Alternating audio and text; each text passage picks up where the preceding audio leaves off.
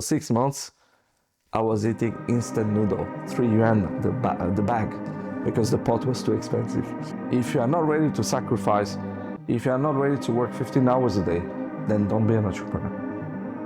Be fast and efficient. Don't look for the perfect product at the beginning, because when you look for the perfect product, already 20 of your competitors, they're in the second or third version of the product.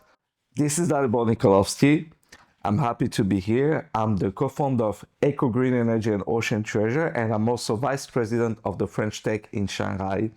And I'm happy to be here at BCS Diaries.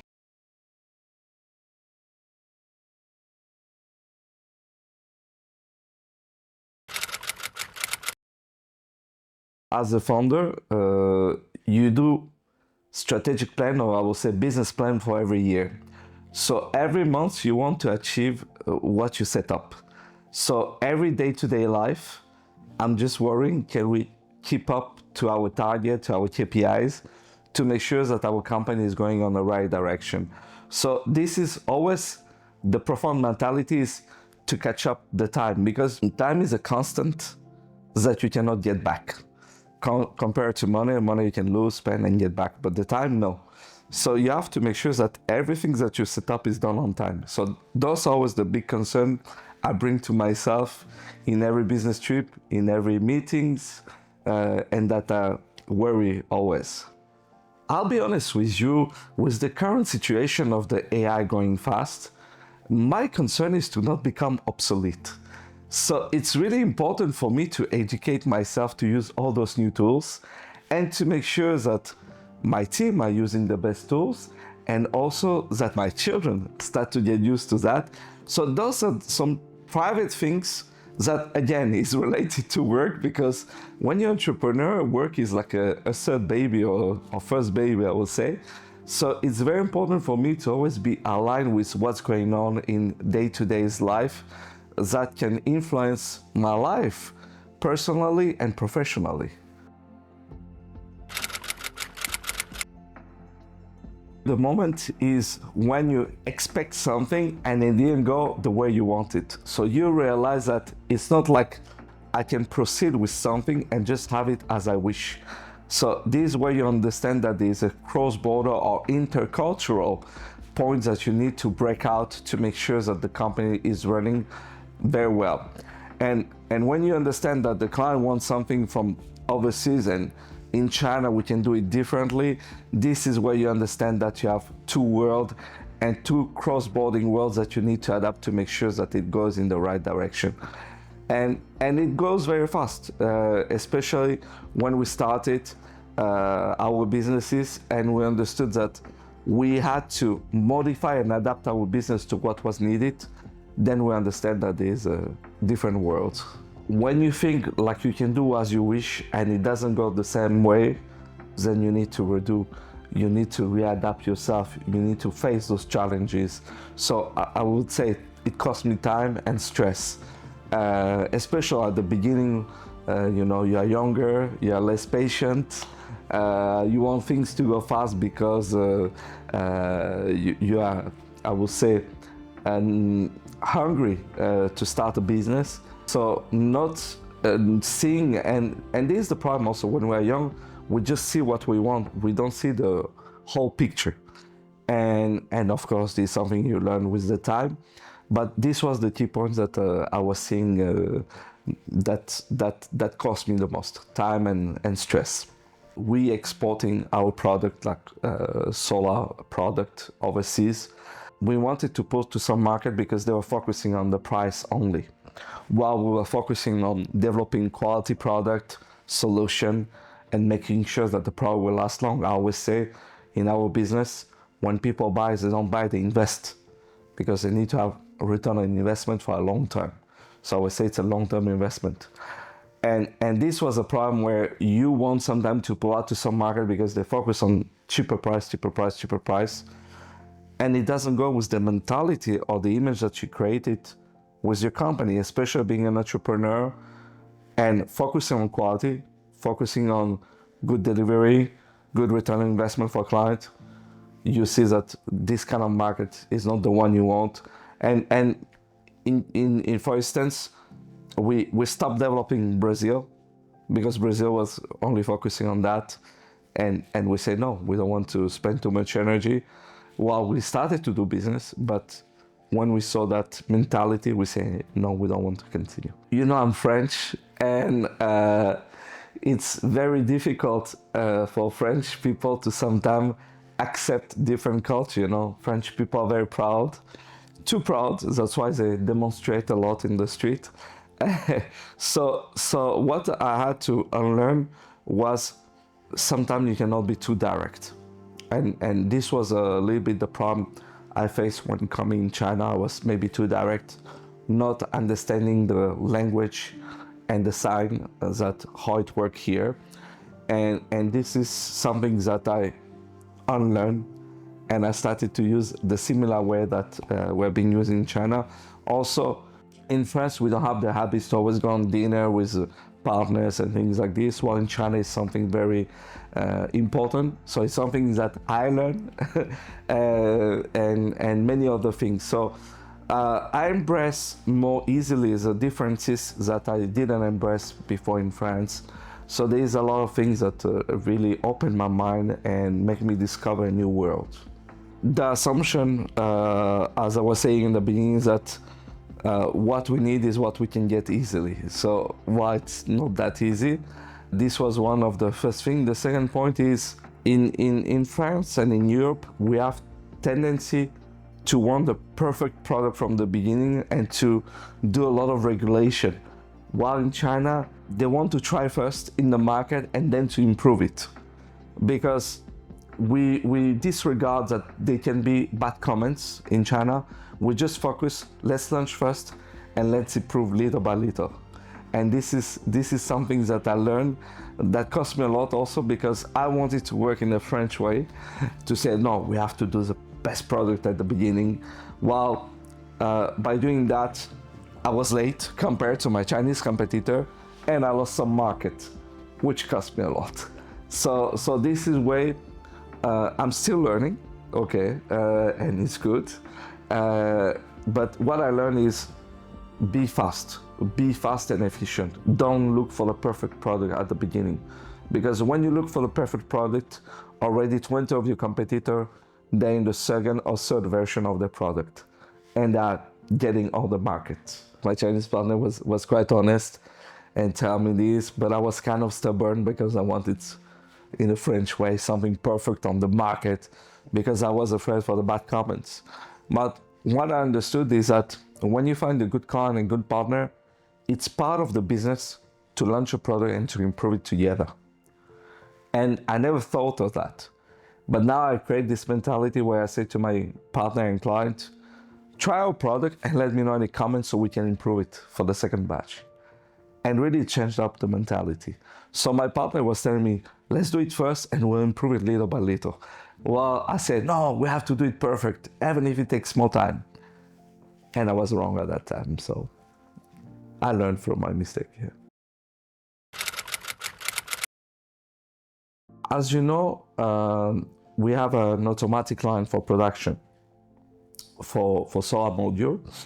And one of the biggest decisions was to kind of decrease the production to launch more different product as a whole package solution, as bundles. And it was difficult because at the beginning was just focused on the module, the solar panel, while now we are also doing storage, the whole project, the whole bracket and everything, which finally enable us to compete better with competitors. Because when we were doing only panels, we had a lot of competition, and price was the striking point, which for me was not good. While now the biggest decision is to say, let's reduce a little bit the production and focus on the whole bundle, on the whole solution. It was a tough decision because, you know, we are used to one product and now suddenly you have to launch multiple products at the same time, so the client don't need to choose from different supplier. So this was one of the hard decisions, is to get out a little bit of the core production to diversify. Since it's a good decision, I will say, I will say that technical part, because when we launched, it was still new in the market. That's why it was good, because less competition. But because it was new, we didn't have a lot of technical knowledge. But in this way I learned to be more Chinese and to say, let's launch first and let's improve it later. So this is where my mentality also developed that point, to launch faster than mastering the product. So this was the positive side of my experience. So what I would do differently will be, first of all, start earlier. Because I waited that the situation get worse for our high competition. Because you should know, when we started this in 2008, we were like 30 competitors, now over 400. So I would have not wait to have so many competitors to say, let's do something different. This was my biggest also mistake, is to wait too much, to say, let's launch that. So I would have, and of course, I think I would have worked more with my marketing team to study more different opportunities to launch different product in a better way. And this is what I would have done. It's like, not wait for high competition to say, I should have, I could have. And this is a little bit the problems that we have sometimes when we are too proud of our company and too in a comfortable zone. So this is the point. When I will do the same, I will say, focus on quality. Focus on quality is really something that I've seen many of my competitors degrading the quality of their product just to go in some market, because for them they have ABC market. But for me, I consider all market to be A. And this is very important for me. That's why I will keep doing that, even maybe I'm wrong. But for me, a product that I sell in Europe should be the same in Latin America, in Asia, in Africa. I will not have grading of quality according to the country I sell. These some things that you see sometimes in China. For example, you have some Chinese supplier, they will say, for which country do you export? And I'm like, why do you care? I just want one quality. Yeah, but you know, for this country we can do cheaper. No, then that means you change the quality. So this is something I will not change, because and this is why we're still here after 18 years, you know. Is because we keep one unique single quality for every market. As I told you before, my partner is right, because he always wants to launch multiple things, and I'm kind of slowing down every time. He's a locomotive, he's a train with many ideas, and I'm always trying to slow him down. Well, I think he's right. We should launch more things and try and fail and improve and learn again. So this is the good thing. That's why, you know, it's also one thing. When you have a partner, you need to have disagreement. Then you know it's a good partner. Because if your partner always agree with you, you don't have the right one. You know, so, and I always say to people, because people still, so my partner is Chinese, and I always say, how you two can stay together? So Chinese people ask young foreigners, and we say, because we disagree many times. And we have at least every 2 months we have a fight. So, but it's a constructive fight, because after we sit down and we say, okay, what did we get out of this conflict? And we learn and we improve. So this is very important. It happened a lot, especially in the hiring, I would say, that you take people maybe from big companies, from big corporates, and I would say, medium-sized company, 120 people. So they come from a 5,000 people company to our medium-sized company, and they don't know how to work with limited budget or limited tools, I would say, or people.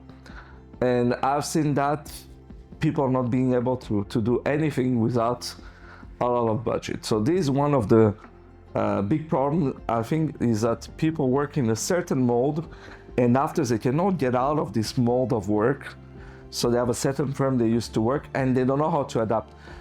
But on the paper, they are perfect, they did this, they did that, but what you realize is that they didn't have hands-on the real work. They were just like supervising or using external agents or something like this. So this way you realize that sometimes people with a beautiful CV where they have a high level position doesn't mean that they can really do things. it means they rely too much on the other people of their team to make their decision. So this is one of the red flags. I saw it, but it's what Jack Ma used to say one time. He said, I had a budget of 20 million and I hired a marketing, he needed 100 million. So he says like putting a Boeing engine in a tractor. And it was exactly that happened to me, in fact. But it happened after I saw the video, not before, unfortunately. And this is a clear point that this can be a red flag when people come from big entity. They do not know how to work with having their hands on things, and it's a problematic because what people are not understanding is now those layers will jump out with AI. As you know, I do the French tech, and the ambition in many companies is to have a $1 billion company. You know, one person, $1 billion company, and this is what I always say to each one of my department is like, use the tool to be more efficient. Don't do basic work because you will be replaced. So this is the thing I'm explaining to people. Don't expect to have a big team, because the aim of AI is to replace the big team, but to have 1 to 2 person to be able to do the work of 10. So be more efficient so you can be more strategic instead of a doers. So this is very important. But you know, as an entrepreneur, you always look at the ROI, you know, the result in the ROI. So after 3 months, you see the lower ROI but a high cost, then you understand that is a problem. So this is where I realize, you know, every day we make decision, especially for our size of company, is to get result. And result finally is the boss of everyone, including myself. So I'm always saying to my people, don't look at me about what will happen. Look at the result, and this is very important. Is always to say to people, result matter the most. Result is the boss of everyone. So once you have less result and more cost, then you understand there's a problem. And people really don't pay attention to that today, because even when I have interview, I ask them, what was your result? And they cannot explain to me. They cannot describe to me the results. I say, but do you understand that everyone has a role in the company, and the role each one is to bring result? You are in sales, you need sales revenue result. You are marketing, you need to get more leads, more people to follow, etc., etc. You are HR, you need to bring talents that can bring value to your company. So every people in their role, no matter which is, they need to bring results. And once you see that the results are not coming, so you understand that your decision was wrong. Beautiful title, beautiful company name, that I think everybody will be attracted. And finally, you understand that those are the kind of things you should not pay attention. Because sometimes people put a beautiful title, beautiful name, but finally you know that they were just doing administration.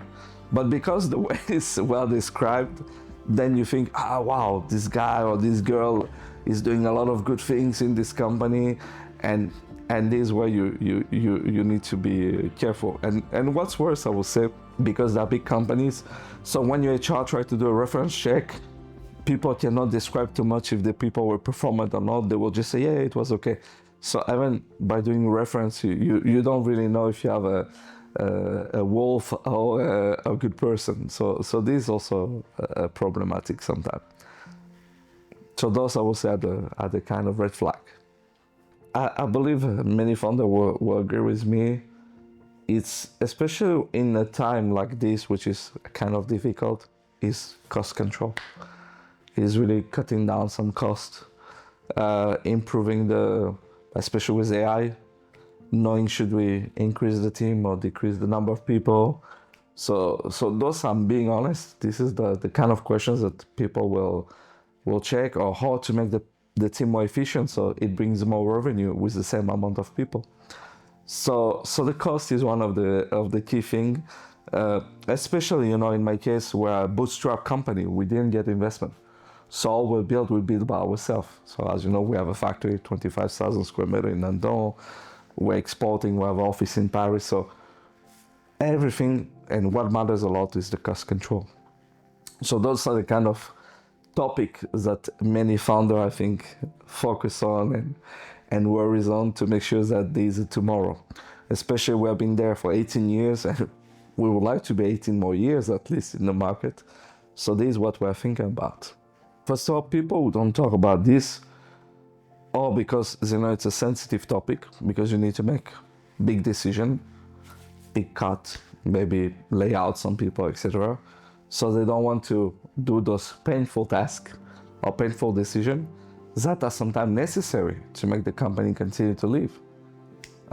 So that's why also some people avoid this kind of discussion. So this is very important. And some people don't want to talk publicly maybe about it because they might think it's a sign of weakness. Well, it's not. It's a sign of investing on the long term, because the more you have a better control on your costs, more your company can live longer. And finally, this is what matters. Jack Welch used to say, is like, you have to be honest with your team, that if you show them that the performance is not good, we will have to make those tough decisions. So then the people around you are motivated. The winners, the loser might lose motivation. But the idea is to make everybody be involved in the company life. And to be involved in the company life, you have to be honest and straightforward. And this is what we have been doing. That means if sometimes, so some months last year were not easy, we say, guys, by going in this direction, we're going against the wall. And we'll have to make tough decisions. So we all have to wake up and work together to succeed. And this is very important. That's why I believe that those topics are not so negative, especially if we are transparent with the people. And they do understand, because we always show the result. They're not secret.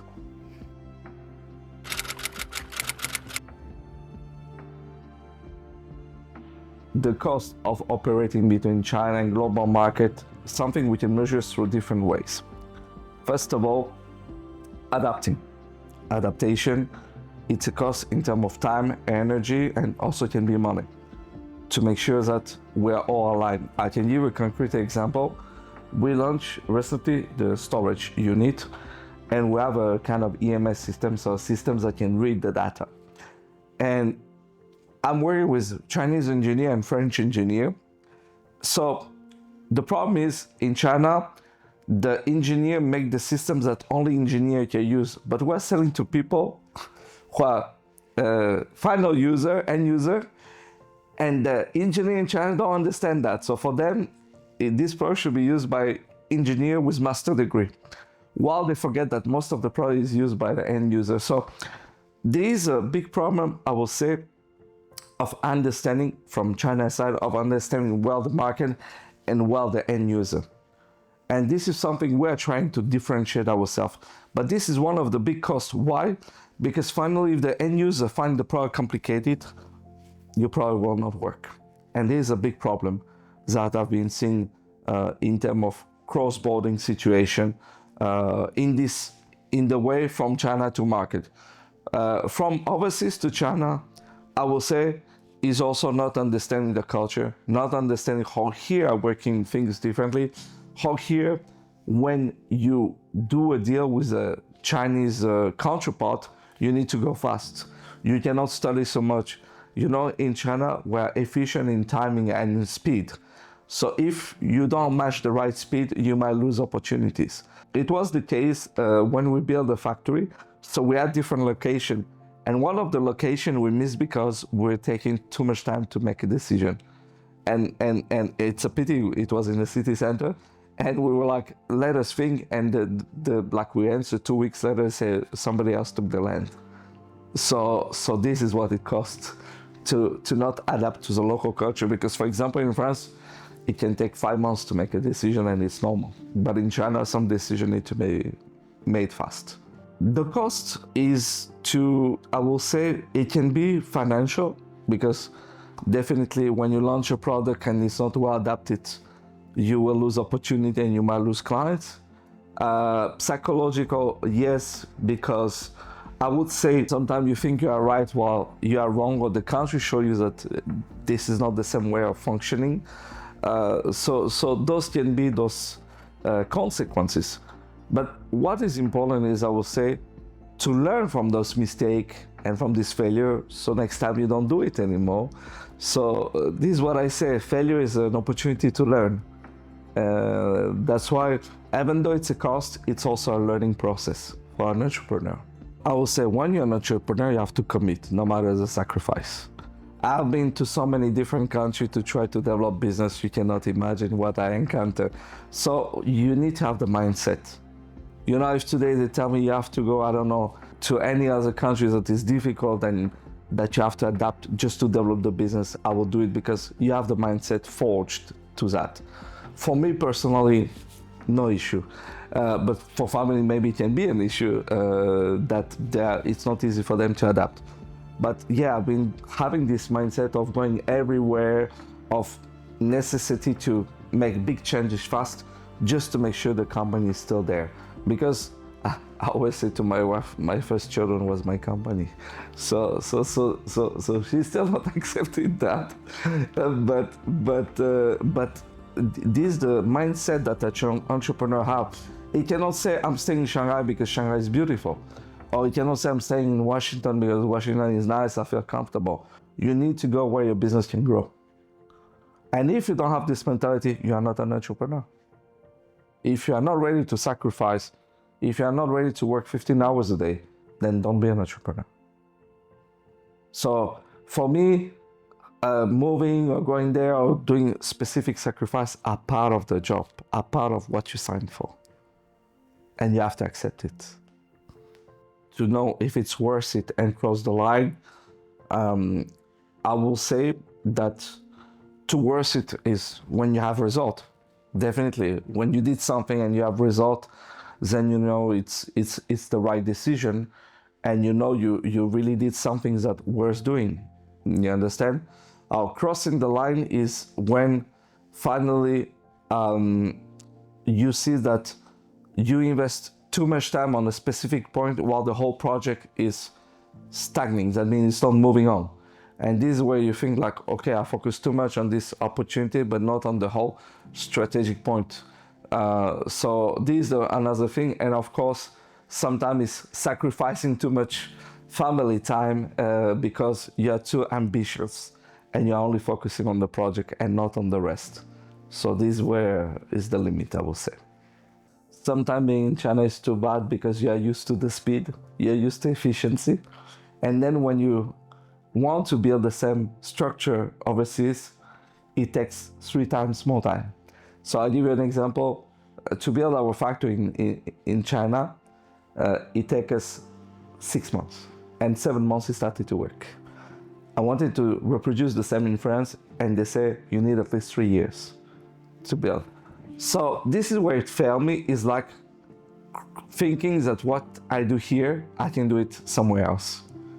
And this is where you understand that even though we talk about globalization and a world full of opportunity and cross-border, you understand that the cross-border is limited to each country and what they can or what they want to do. And this is sometimes where I will say, even though I'm French, I didn't know that it will take so much time. I didn't know that China was so fast. And again, I'm not sponsored by China, so I'm being honest here. But this is the key point, is like cross-border failure when you think that what you do now and what you can get now where you are can be the same everywhere. Well, it's not. And there is also the problem that many people might criticize what is happening here, but they don't reflect on themselves what they should improve to be at the same level. And this is very important. So cross-border failure is really to not be able to have the same everywhere sometimes. And of course, I will say in the second phase, to not understand each other. I always say something, Europe have a tendency to regulate, put regulation everywhere and not innovate. While China is launching, innovating, improving, and being successful. Relationship, structure, but structure depends on the will. I think if you have the willing to do something, the structure will be there. China has the will to do many things, and we prove it today. We have many innovation hubs, in different part of the city, of the country. So I mean, when you want, you will put all the necessary, I will say, all the necessary will and all the necessary structure and material to go to this direction. So I think the first problem is the will. The second problem, yeah, it can be the relation, especially when the politics get involved in the business, and it's never good. So the idea for us is always to, as business people, to only focus on business, and that's it. To not go overboard, being involved with politics, with the decision of government, because we cannot do anything about it, and it's not our concern. We should concern about developing, innovating, and having a good cross-border work with different entity and different country. I believe, first of all, is the people ego. The ego is a big problem. I think people are all too proud of what they are, what they do, and how they do. The second, of course, depend a lot on the government, especially overseas, I would say. In Europe, because I'm from France, there's a lack of will, the lack of taking initiative, taking risk, that also makes sometimes this cross-border business more difficult, where they add up some tax, some, I will say, difficulties to do business with production in China. So I think it's really different factors that put us sometimes in trouble when we are doing cross-border business. The government for sure, because they are the one imposing the product and imposing a certain way of work, but also the entrepreneur, because the entrepreneur can be strong as a group to push the government to obtain some way to go ahead and go more easily abroad, or bring the product easily here. So I think it's a mix of different parts that can do that. Investors, I think they just wait for them to have a good return on investment, and they're not going too much in detail of each business, and they should not be involved too much. But the founder and the government should really work hand in hand and try to find solution for that. It's a mix.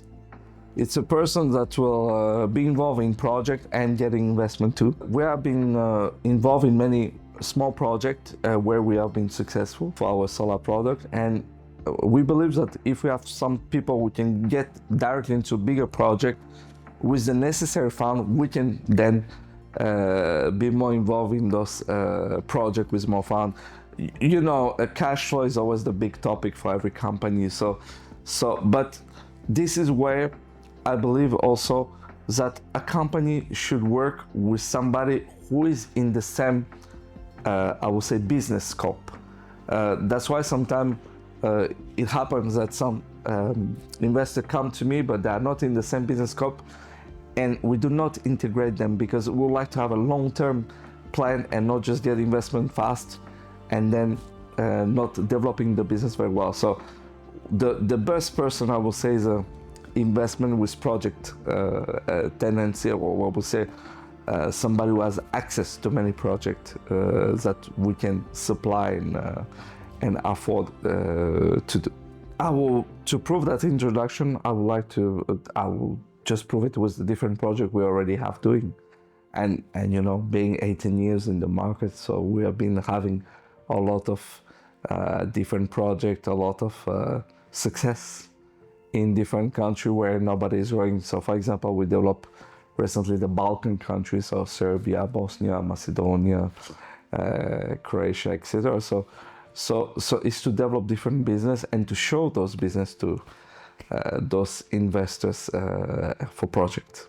What I can offer is that nobody offer them. I will say transparency, ear to listen to them, follow them if they have great ideas, follow them wherever they want to go, a vision of the future.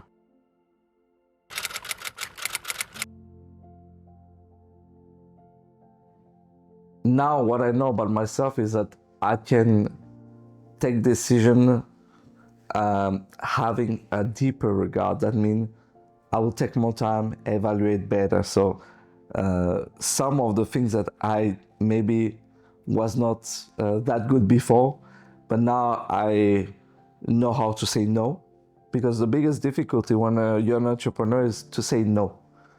So this is something that I really learn about myself, taking calm decision, also facing trouble and still remaining, I will say, cold, and evaluating that finally, and this is something I teach everyone, is to say, only spend 30 minutes a day on the problems and the rest on the opportunities. So this is something I really learn and really manage to do more and more.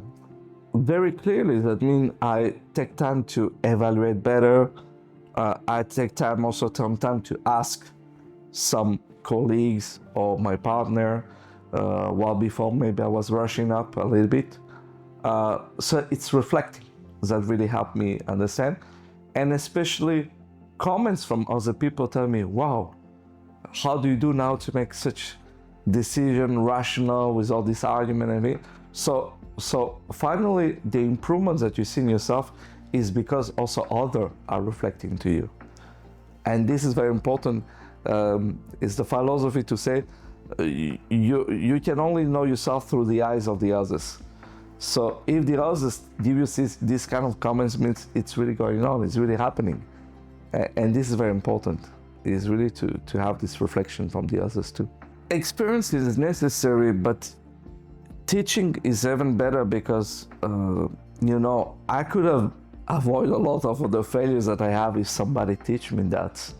And that's why I think teaching or learning this thing from a teacher, a good mentor, is very important, because you can speed up the process of being successful. And I think it's, as I said, time is the only thing that we can never get back. Money we can lose, we can earn, but time is very important. And this is the reflection that everyone should have, how to make sure that the time is well spent and well used for success. So that's why those things are teachable and necessary to be taught. The founder take all the risk. The founder put his family on the line. The founder has difficulties to sleep. The founder needs to think ahead for the next 5 years. And this is very important. So the founder has all the risk and have the pressure from the investors and from the operator too. So the founder is the one that really sometimes, and this is what I don't like, is we should never oppose the founder and the employee. Everybody is necessary. But sometimes the employee forget that the founder has to take a loan for his business to work. So the founder has to work 15 hours to make sure everything is good. The founder has to travel every month to develop more opportunities. And that's why I always say we should not be opposing each other. It's just that's why sometimes the reward for the founder is bigger, because he's the one taking the big risk. He's the one risking, as I said, not being able to get income 1 month or 2 months or 3 months. In my case, just for the little story, it took me 6 months to have my first order. 6 months. So 6 months, I was eating instant noodle, 3 yuan the bag, because the pot was too expensive. So I had a budget of 10 to 15 yuan a day to eat. And it took me 6 months of struggles, of hard work to get the first order and to finally have a decent meal. So that's why it's sometimes to understand what the founder goes through in the path of developing a company that many people do not understand, or only a founder can understand. And again, it's a choice that we have to commit and we have to do.